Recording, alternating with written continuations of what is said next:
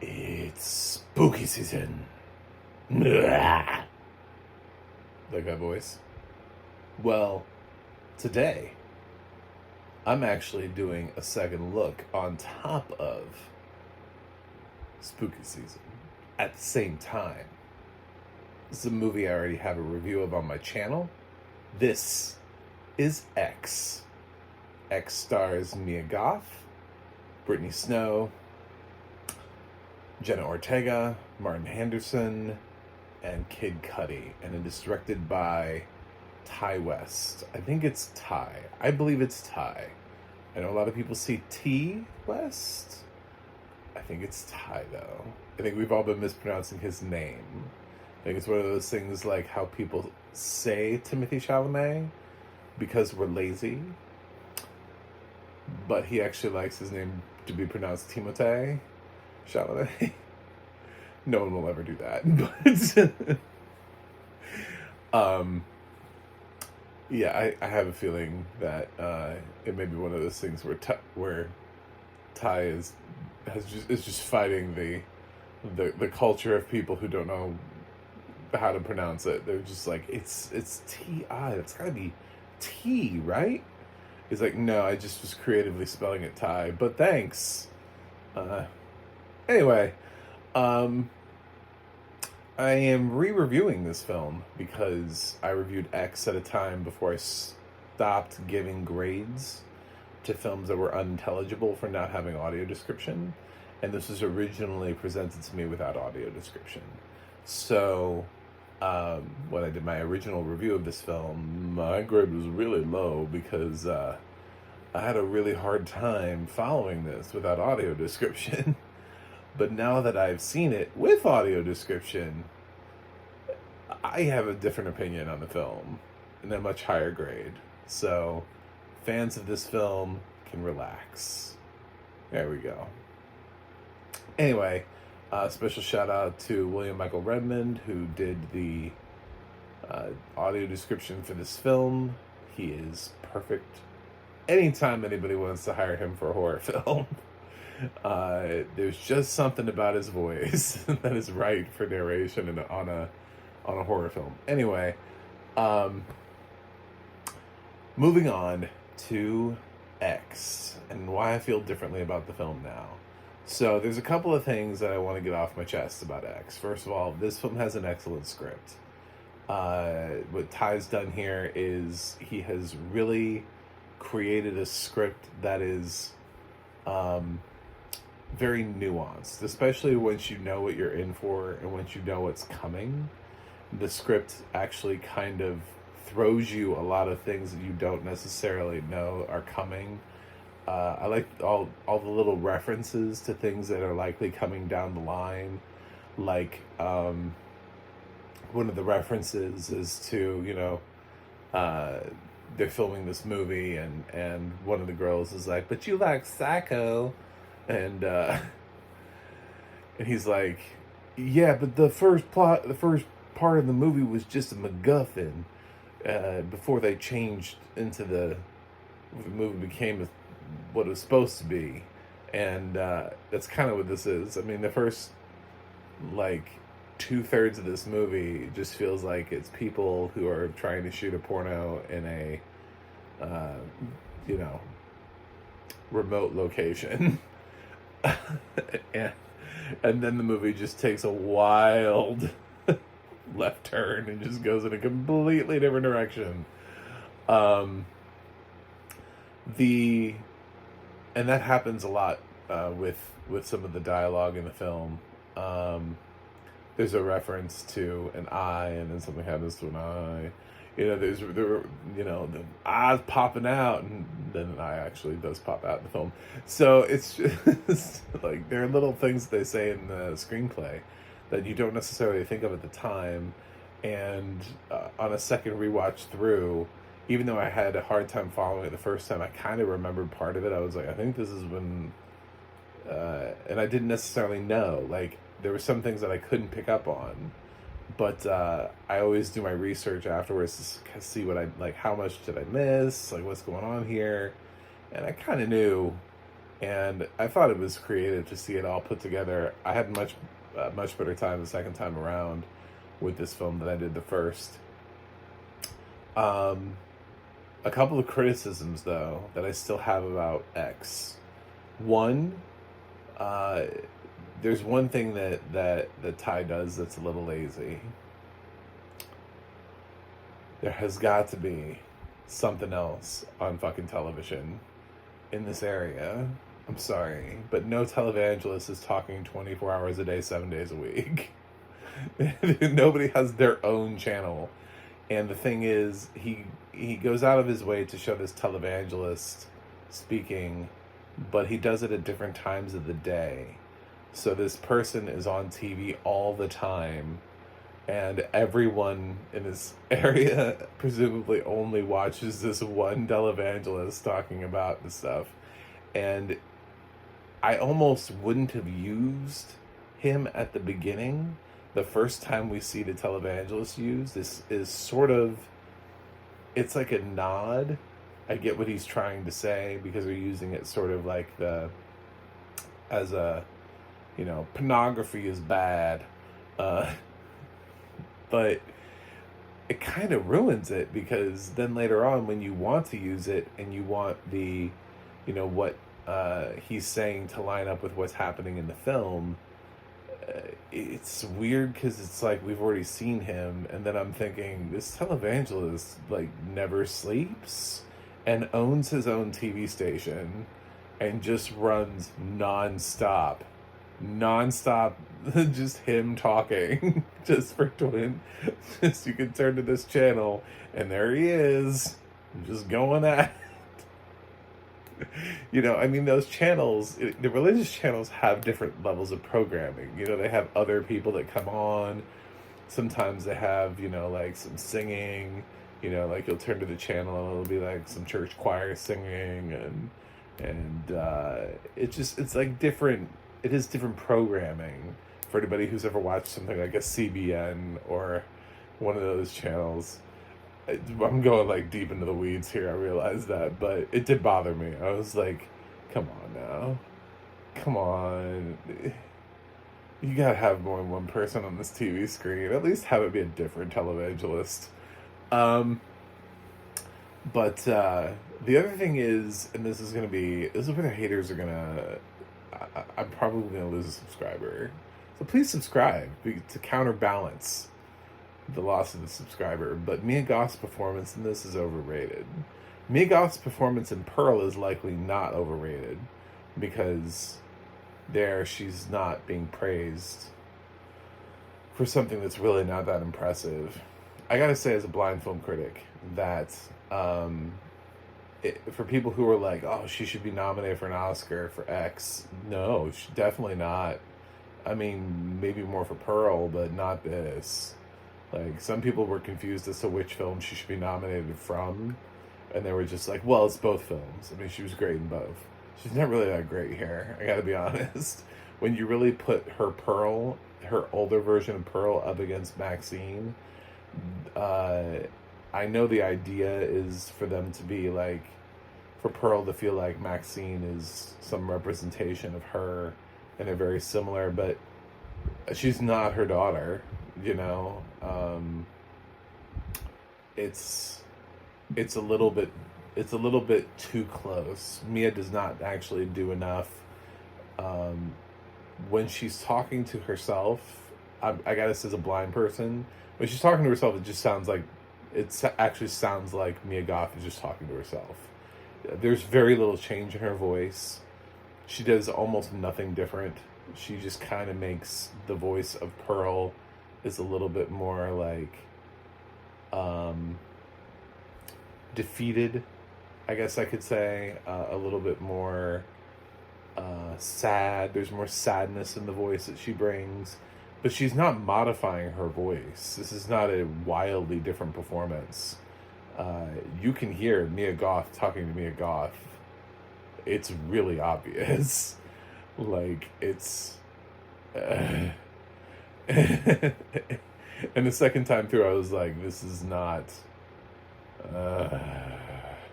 Anyway, I'm sure the makeup job that she has in this film to help make her look like she's old is helping people believe that this is an extraordinary performance. It's all right. The whole cast actually does a solid job across the board. I wouldn't have elevated Mia Goth to like the level of like wow, like wow. It's like she's fine, like everyone is in this film, but I'm not giving her bonus points for talking to herself when she doesn't have the range to be able to pull off a completely different character. Which is fine. She doesn't need to. She's young. Her voice is going to sound young. I don't know why we have these crazy expectations to begin with, but since I originally reviewed this film got an insane amount of praise. She got some award nominations for either this or for Pearl, or for the combination of both. And I just wanted to say that it's really not that impressive. Coming from when I don't have the ability to be benefited from her makeup team's work, when it's actually about the acting, it's not. It's really not different. It's the same thing. So yeah, I think she's a very awesome final girl, but other than that, man. So this was my second time through, so I knew who lived and who died, basically from the fact that, at least I would say when I watched the film the first time, I could kind of tell from the screens what was happening. Although I didn't 100% know.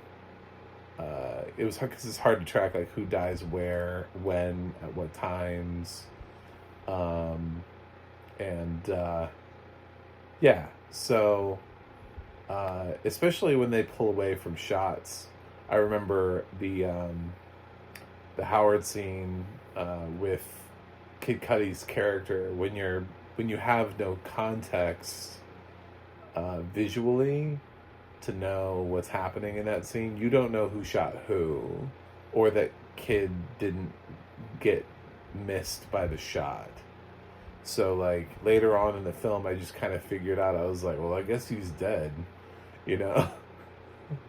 But like when you get the audio description, you get that the blood splatters onto Howard, and you're like, oh, okay, so he died. So yeah, it's I'm actually genuinely a lot happier with the film after the audio description than I was the first time around. This one was absolutely bizarre to try to follow without audio description, and just kind of pointless. I think I gave it like a D, I want to say. But second time around, kids heading off to shoot a porno, and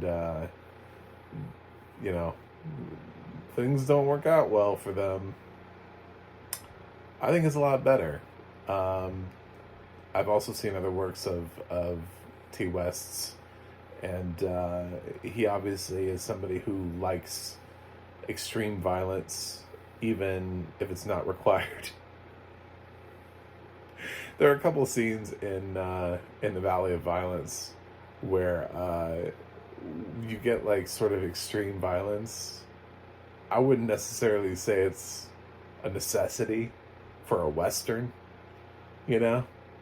but it's him bringing his flavor. It's weird that that's his flavor, where he's like, random extreme violence is going to be my thing, just so you know. So and I don't know how to enter the debate because I've seen people sort of, now that we're out of the Pearl X thing, who are like, I haven't seen Pearl or X, which one should I see first? And it's like, I would see them in the way that the director wanted you to see them. That's why he released them in that order. So I would still see X before Pearl, because even though I've obviously said some spoilers because, again, if I don't, I've already talked about this film once. What else am I going to talk about except to talk about it more in depth? So, I would definitely say go with X first, because Ty's whole reason for this film existing is so that you don't know. There's a lot of mystery that's out there. There's a lot of just like, what the fuck about this film. Like when when Jenna Ortega goes down to the basement and then finds a body down there, and she's like, what the fuck? Like, it's never answered. It's something that gets answered later in Pearl. And I think if you watch Pearl first, and then you know how that movie ends, and then you watch this film, you know that things are not going to work out well for this cast. Whereas if you watch X, especially if you haven't seen the trailer, you don't really know where this film is headed. This film does actually a really good job of misdirection up until a certain point. It's creepy without being overtly so, and you don't immediately assume that the old-ass couple that can barely function, husband's walking around going like, I can't have sex. My heart. You can go around and kill people, though, apparently. You know? It's just, it's like, there's some things you can do. But yeah, there's, that's just kind of the thing, is it's meant to have some level of misdirection in this whole thing. You're supposed to be kind of like caught off guard, I think, by the whole thing. That's why the whole beginning is what it is the cops roll up and you don't really see what they're seeing. You know, the shot, especially as the audio description says it, is that we see the cops and we see their reaction on their face, and then we see like the camera start to pan, and then we cut. You know, because Ty doesn't want to spoil the movie. He doesn't want to spoil what happens, who lives, who dies, who tells their story. Sorry, that was a Hamilton reference. I had to, realize I set that up. So yeah, I would definitely watch X first. I think it's worth watching. It's not my favorite horror film of all time, but it came a long way once I had the audio description on top of it. I just have a few like light problems with it, but nothing too major. It's weird that even though I knew the deaths, it was like seeing it a second time, I was like, yeah, I feel like that's probably the order. Do you know what I'm saying? Like, I was like, yeah, I think this is gonna be the order of death. You know, it felt like a predictable order of death, I would say. So anyway, that's it. The audio description is a huge help, especially considering the level of violence and gore in the film, and I'm sure Ty would want that translated to his audience. I'm sure if he thought there were people in there that couldn't understand it or couldn't follow it, it would probably upset him, because he's gone to great lengths to have some shocking moments in here, you know, head crushes and eyeballs being pulled from sockets, repeated tension with an alligator. As somebody who lives in Florida, I was like, why the fuck is she in that pond? What state are we in? I was just like, are we in a state with alligators? Just as an aside, every time I'm like, somebody was swimming in a pond in Florida and got eaten by an alligator, and I see that as a news story, I'm like, why the fuck were they swimming in a pond / lake / whatever in Florida? Like, why? Everyone, they all have an alligator in them. Like, even if they don't, alligators still walk. They still can move from one pond to another. So even if you were like 100% positive one day doesn't mean you can come back the next and be like, yesterday I used a special technology device to make sure that the lake was clear of alligators. I'm sure it's still safe today. No. It's not how that works. So, yeah. That was my first thought as a Floridian. I was like, why is she swimming in this lake? But that's it. So, and of course, an alligator came up, and I was like, yep, alligator, predictable. But like in audio description wise, that's the thing that you miss, because an alligator is a nonverbal character. So I didn't get any of that the first time around. I didn't know there was an alligator in the pond, because nobody ever actually says it out loud. Nobody's ever like, gator! Get that gator! So, yeah. I'm going to give X, after my rewatch, I'm bumping it up to a B+. I think it's exactly the kind of thing that you want for spooky season. It's a slasher movie. Ty West knows what he's doing. This is a genre he lives in. He brings you the violence. He brings tension. He actually spends quite a bit of time building a story here to try to create these characters and shape these characters. And it's much more impressive when you know that he was planning to do a trilogy of films. I thought Maxine was coming out this year, but I guess not. Maybe it is, maybe it isn't. Who knows? I thought it was, but his third film in this series. And it all just kind of, yeah, it's a solid piece of work. And even though I'm not as impressed with Mia Goth's performance in this film, I kind of want to rewatch Pearl, which I also had to watch without audio description, and see if my opinion's changed on that, because I feel like it probably has. So, yeah. So, just because I wasn't that impressed by the duality in X doesn't mean I'm not going to be impressed by what she does in Pearl. So, I just wasn't in X. She could have the craziest makeup job in the world, which might be throwing people off and making them, being like, wow, she's really acting. Be like, yeah, she's really, close your eyes. Next time. In the scene where she's talking to herself, close your eyes and listen to her voice. And you'll be like, it just sounds like Mia Goth is just doing lines by herself, like she's talking, and then she just slightly changes her voice a little bit, and then she goes back to talking like this, and then she just slightly changes her voice a little bit, and then she just goes back to talking. That's what it is. So, anyway, thanks for watching. Thanks for subscribing, or I guess unsubscribing because I insulted Mia Goth, which is entirely possible. Hopefully not. I don't have that many subscribers.